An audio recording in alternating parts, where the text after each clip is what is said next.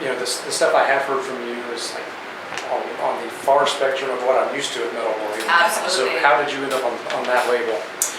We ended up on Metal Blade through Chris Santos, chef and restaurateur and metalhead. Was it from Chopped? From Chopped, yes, from Chopped. And he's got a couple spots in New York City and now elsewhere. But on the Lower East Side, which is where we often play in New York City. And yeah, He's a good friend of Brian's. he's a good friend of Brian's. Those guys are always checking in on each other's tastes and really trust what the other guy's into in terms of music and food. Chris is kind of like Brian's Lizzie, you know. I really appreciate their sort of bromance, if you will. Lizzie, what are you listening to? What are you eating? What's good? You know. And one of Chris Santos's employees had seen our live show and completely freaked out and told Chris about it, and then Chris went investigating and then started barking about it on Twitter and caught Brian's attention since he trusts his taste. Okay.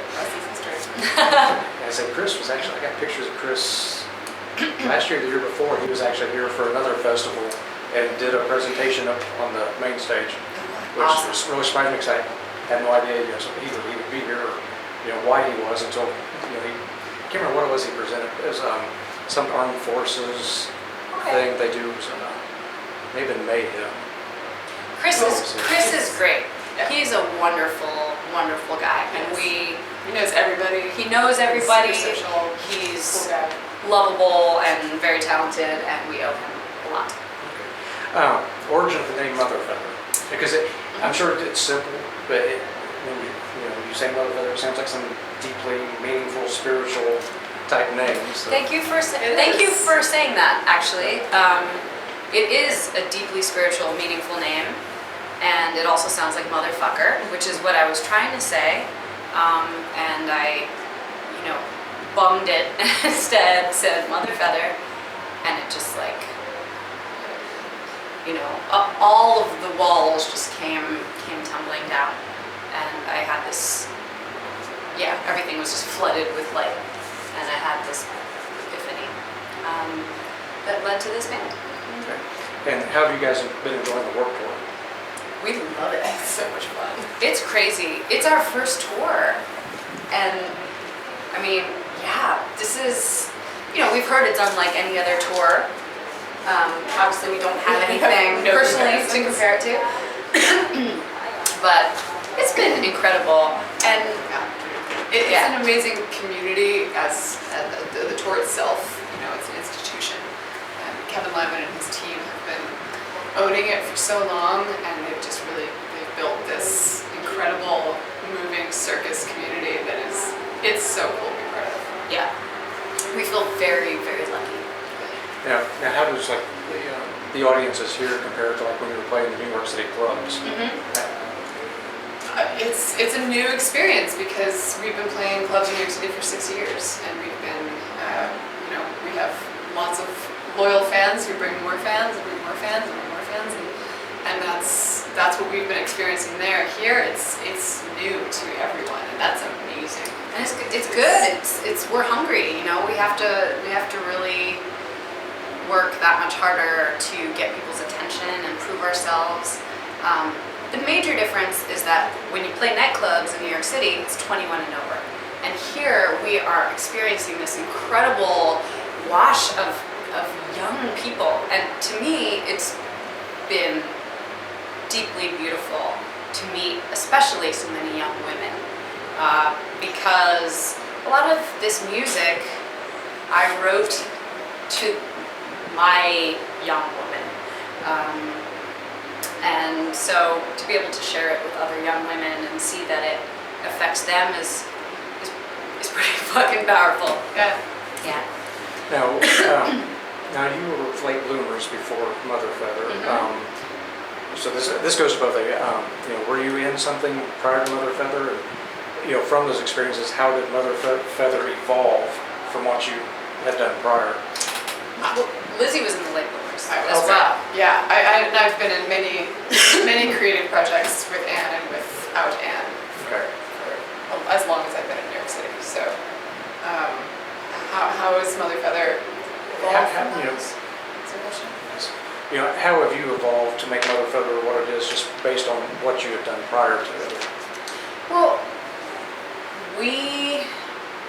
I guess with our former band, I was very dissatisfied with certain things that I built, you know. I was very young. It was sort of a stepping stone band. I was finding my voice, and you know, Lizzie and I have been best friends for years and singing together for years, and it was actually watching Lizzie in other artistic projects, seeing her perform with Third Rail Projects in New York City, that I kind of was like, oh my God, we're wasting her in the Late Bloomers.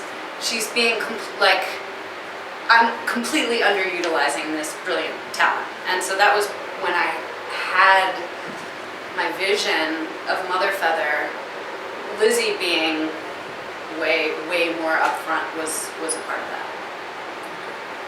Now, what do you want, like, from your audience when they walk away from one of your live shows? What do you want them to take away with them? A pop cock rock catharsis. I want it for myself. I want it for the members of the band. I want it for the audience. I want all of the feelings, the joy, the pain, the release. Ideally, if we're all present together, that's when it can happen. And it's not a guarantee that it will happen every time, but that's my wish, that's the goal. Okay. Now, you know, especially because I cover a lot of hard rock and metal, you know, jeans and t-shirts is pretty much what you see. You don't see a lot of costumes. So where did the idea for the look come from? The songs. The songs inform everything. These are songs that are about big themes: rebirth, love, connection with yourself, connection with others, connection with the band, connection to music. To me, that is a beautiful, spectacular, well-dressed thing. It's also garish. It's grotesque. It's hard. It should be hard to look at too, and hard to look away. I want it all. So, so you kind of think with a lot of modern bands, the performance as a whole, from the costumes, do you think a lot of them are missing on the performance, or like the showmanship part of it? I don't know. I admire showmanship, and when I see it, I get excited. We are seeing some real showmanship on this tour. Old Wounds, Masked Intruder are, you know, two bands on this tour. Motionless in White. Yes. There's showmanship, you know, and to be able to witness people working up a crowd, also a performer working through something on their own. I mean, I feel like Kevin in Old Wounds is like sharing his own thing. We're witnessing something that he's going through on stage, which is magical anytime that happens. Watching Chris from Motionless in White, like, he's a master at working a crowd. Obviously, those guys have these kids eating out of their home already, but they've earned it, and it's cool to see. Okay. So if there was no Mother Feather, what would you two be doing? I'd be dead. Honestly, I don't know about, I can't speak for you.